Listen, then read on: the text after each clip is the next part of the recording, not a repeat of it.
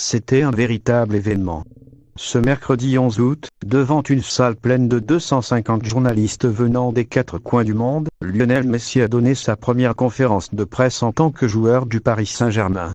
La superstar argentine du football a exprimé sa joie d'avoir rejoint la capitale française et a martelé son envie de faire ses débuts sous son nouveau maillot, aux côtés d'un AC Al-Khelaifi qui n'a pas hésité à traiter des sujets qui fâchent, comme l'énorme salaire réservé au sextuple Ballon d'Or ou encore l'avenir, toujours incertain, de l'autre vedette de l'équipe Kylian Mbappé.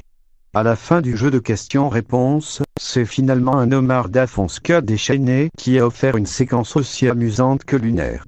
Ces chants et louanges improvisés ont dérangé certains journalistes. Le célèbre commentateur sud-américain de BeIN Sports, qui voue un culte à Lionel Messi depuis de longues années, s'est mis à haranguer ses confrères et à chanter à la cantonade. Une intervention impromptue aux yeux de certains, qui transpiraient néanmoins la passion. Finalement pas mal critiqué pour cette attitude jugée peu en adéquation avec le moment, l'acolyte habituel de Benjamin Da Silva s'est défendu. Il confie à Ouest France qu'il a été déçu du manque de ferveur autour de cette conférence de presse. J'ai trouvé que c'était très calme. Normalement tout le monde aurait dû applaudir, lâche-t-il.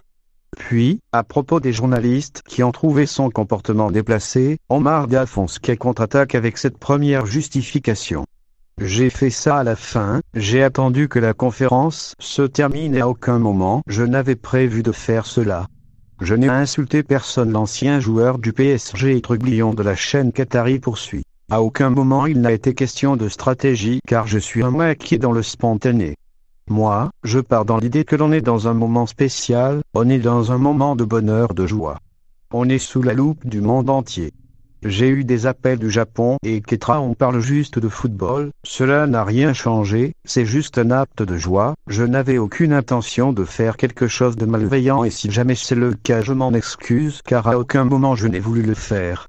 J'ai juste exprimé un geste de gratitude, de privilège. On vit tous pour un sport et ceux qui disent que ce n'était pas l'endroit alors c'est tout l'endroit. Je n'ai insulté personne et je n'ai agressé personne.